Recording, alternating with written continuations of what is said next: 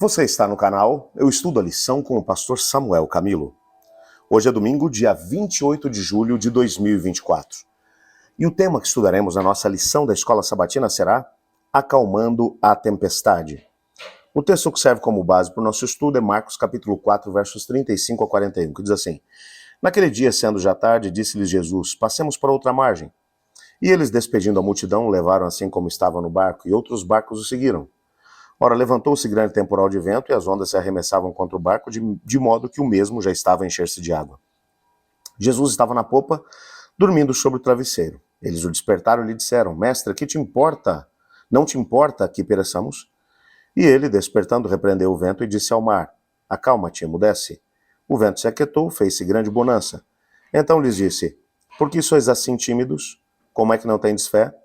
E eles, possuídos de grande temor, diziam uns aos outros: Quem é esse que até o vento e o mar lhe obedecem? É um texto bem conhecido, sem sombra de dúvida que um dos textos mais conhecidos, inclusive, do Evangelho de Marcos. Uma das histórias mais emocionantes. O que nós precisamos entender à luz desse texto são alguns detalhes que vão nos ajudar a nos situar dentro daquilo que foi o dia vivido por Jesus, como nós já estudamos na lição de semana passada. Jesus havia passado o dia todo ensinando. Cada uma dessas parábolas contadas por Jesus provavelmente devem ter sido um sermão, um ensinamento ministrado por Jesus no livro tanto no Deserto das Nações, como também no Parábolas de Jesus. Ellen White vai mencionar que Jesus havia também se dedicado durante o dia a muitas curas, a conversas, enfim, a cuidar da multidão que ali se encontrava. O fato é que aquele dia havia sido extremamente exaustivo. E agora, quando o dia já estava terminando, Jesus vai olhar para os discípulos e vai dizer: passemos para outra margem. A multidão não arredava pé. Jesus tinha a necessidade de algum descanso, mas não apenas isso. Havia uma outra motivação, e essa motivação só vai ser compreendida lá no capítulo 5, a partir do verso 2, quando Jesus chega do outro lado do mar e vai ter um encontro imediato com alguém que é o candidato menos provável, mas vamos estudar sobre isso, amanhã. O detalhe é que o texto vai mencionar aqui que Cristo Jesus, ele vai entrar no barco, ele vai se deitar sobre uma almofada e ele vai adormecer. E nisso uma tempestade vai se abater sobre o barco. Eu quero mencionar a você de que realmente acredito que essa tempestade ela teve uma origem sobrenatural. O inimigo, de alguma forma, estava tentando impedir o Senhor Jesus de chegar do outro lado. E a razão para isso é muito simples. O que é que havia do outro lado? Como eu mencionei na introdução da lição ontem, o Senhor Jesus, ele tinha o seu ministério do lado ocidental do Mar da Galileia, onde estavam os judeus, onde estava o povo de Deus. O povo conhecia ao Senhor, onde estavam os judeus. Do outro lado, era uma região de pagãos. Era uma região onde as pessoas não conheciam a Deus, as pessoas não tinham um conhecimento da sua palavra. E o inimigo sabe que aonde o Senhor Jesus chega, ele leva luz. Essas pessoas que estavam perdidas nas trevas do pecado, lá do lado oriental do Mar da Galileia, eles com certeza receberiam luz com a presença do Senhor. E o inimigo, ele é ousado.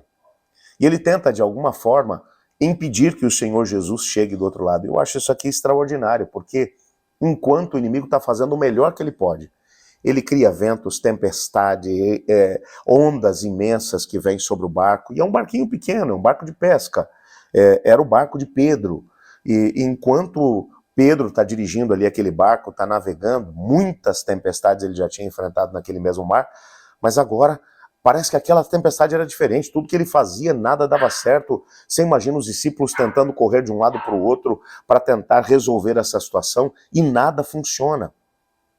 O inimigo estava fazendo o seu melhor. E enquanto ele está fazendo isso, eu acho extraordinário isso. O que é que Jesus está fazendo? Jesus está dormindo sob uma almofada. A gente tem que fazer uma pausa aqui para poder entender que descansar em Deus em meio às tempestades é uma das coisas mais complexas que alguém pode fazer. A tendência natural do ser humano é chorar, é reclamar, é dizer não vai dar certo, é se desesperar. Cristo Jesus, ele nos ensinou. O Cristo homem, é claro, não dá para você poder dividir ou separar aqui as coisas. Jesus é 100% Deus e 100% homem. O Jesus homem, ele descansa nos braços do Pai. O inimigo está fazendo o melhor que ele pode para tentar assustar. Ele consegue assustar os discípulos. Jesus está dormindo sobre uma almofada.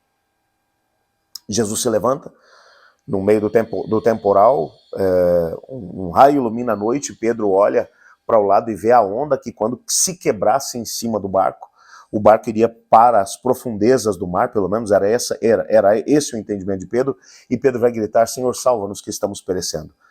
E o texto bíblico vai mencionar que imediatamente Jesus disse, cala-te, aquieta-te. E imediatamente se fez grande bonança. Eu acho isso aqui extraordinário.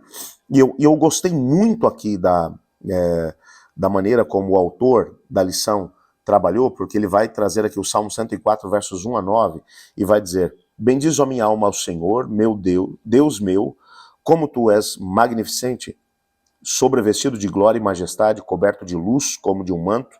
Tu estendes o céu como uma cortina, pões nas águas o vigamento da tua morada, tornas as nuvens por teu carro e voas nas asas do vento. Fazes a teus anjos ventos e teus ministros labaredas de fogo. Lançaste os fundamentos da terra para que ela não vacile em tempo nenhum. Tomaste o abismo por vestuário e a cobriste. As águas ficaram acima das montanhas. A tua repreensão. Fugiram à voz do trovão. Bateram em retirada. Elevaram-se os montes. Desceram os vales até o lugar que lhes havias preparado. Puseste as águas, divisa que não ultrapassarão, para que não tornem a cobrir a terra. É interessante isso porque esse texto do Salmo 104, versos 1 a 9, representa uma teofania. É o Senhor Deus agindo através dos elementos, através das águas, montanhas, vales. Ele tem autoridade sobre a sua criação. Marcos capítulo 4, versos 35 a 41, vai se encaixar dentro de um padrão bíblico comum de uma teofania. Ou seja, uma manifestação visível de Deus ou de um dos seus anjos. Existem 5 características comuns nesses eventos. Em primeiro lugar, a demonstração do poder divino. Não há mínima dúvida de quando Jesus se levanta, com 2 palavras, o poder é manifestado. A tal ponto que os ventos se acalmam e a tempestade cessa. Em segundo lugar, o medo humano. Os discípulos estavam apavorados diante da situação. Em terceiro lugar, a ordem da parte de Deus, não tema. Não temam. Em quarto lugar, as palavras da revelação para a qual Deus ou anjo apareceu. E nesse caso, a palavra foi cala-te, aquieta-te. E se fez grande bonança. E a resposta humana à revelação. Quando você pensa na resposta humana, os próprios discípulos vão dizer, quem é esse que até o vento e o mar lhe obedecem? A resposta para isso é muito simples. Quem é esse? Bom, a resposta é, ele é o Filho de Deus, ele é o próprio Senhor. E é com essa revelação que nós chegamos até o outro lado do Mar da Galileia. Quem é que está indo para lá? É ninguém menos do que Deus. É o Filho de Deus. É Deus em pessoa. Ele está chegando por lá com todo o seu poder e autoridade. O inimigo fez de tudo para tentar impedir que ele chegasse, mas ele chegou. Capítulo 5, verso 1 vai mencionar que o dia estava amanhecendo quando o barco chegou até a região de Decápolis. O Senhor Deus, ele vai e ele faz aquilo que ele planejou. Ninguém pode fazer com que os seus planos deixem de ter lugar. Isso é extraordinário. E isso tem que mexer com o nosso coração e com a nossa mente. Isso tem que fazer com que sejamos capazes de poder pensar em quem é o Deus a quem servimos. Talvez hoje eu esteja falando para alguém que está vivendo o drama de uma tempestade. Talvez alguém que está dentro do barco da sua vida, igual os discípulos estavam, com medo, inseguros, com medo do futuro, o que vai acontecer, o que será de mim, como Deus vai dirigir esse ou aquele aspecto. Confie no Senhor. Aquele que está no seu barco é o que tem poder sobre as águas e sobre o vento do mar. Não temam. Com duas palavras, cala-te, aquieta-te, se fez grande bonança. Eu queria que você hoje elevasse o seu pensamento a Deus e que você colocasse diante dele cada um dos ventos, ondas ou tempestades que tem assolado a sua vida. Ore comigo. Obrigado, Pai, por tua palavra e pela certeza que temos de que o Senhor é o Deus dos ventos, das ondas, das tempestades, aquele que com o poder da sua palavra torna tudo uma grande bonança. Peço que o Senhor dirija a vida desse amigo, dessa amiga que agora ora comigo. Talvez está buscando uma intervenção da tua parte. Nós cremos que o Senhor pode, que o Senhor é o mesmo ontem, hoje e o será eternamente. Então, por favor, intervém na nossa vida. Pois oramos em nome de Jesus. Amém. Amanhã nós continuaremos o nosso estudo e o tema que analisaremos será ouvindo um sussurro acima de um grito. Eu estudo a lição e você?